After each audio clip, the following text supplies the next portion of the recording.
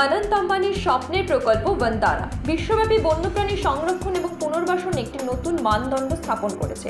3000 একরের একটি বিস্তৃত এলাকা জুড়ে এটি তৈরি হয়েছে, যা বিশ্বের বৃহত্তম চিড়িয়াখানা এবং পুনর্বাসন কেন্দ্রে পরিণত হতে চলেছে।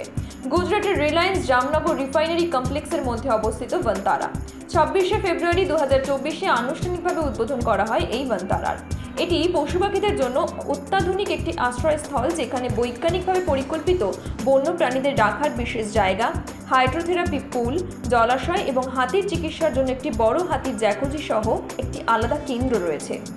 প্রকল্পের মধ্যে রয়েছে 1 লক্ষ বর্গফুট জুড়ে বিস্তৃত একটি হাসপাতাল এবং চিকিৎসা গবেষণা কেন্দ্র, MRI, x-ray, ICU, CT scan, dental scaler, endoscopy, lithotripsy, dialysis, ultrasound এবং অত্যাধুনিক চিকিৎসা প্রযুক্তি। অস্ত্রোপচারের ভিডিও কনফারেন্সিংয়েরও সুবিধা।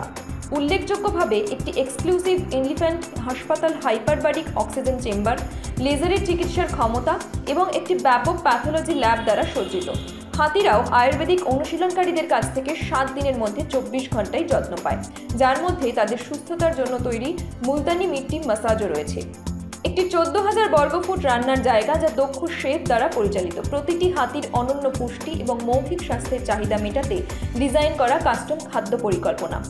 আজ অবধি বনতারার উদ্ধার ও পুনর্বাসন প্রচেষ্টা সফলভাবে 43টি ভিন্ন প্রজাতির 2000টিরও বেশি প্রাণীকে অভয়ারণ্য প্রদান করেছে, তাদের প্রতিকূল অবস্থা থেকে উদ্ধার করেছে।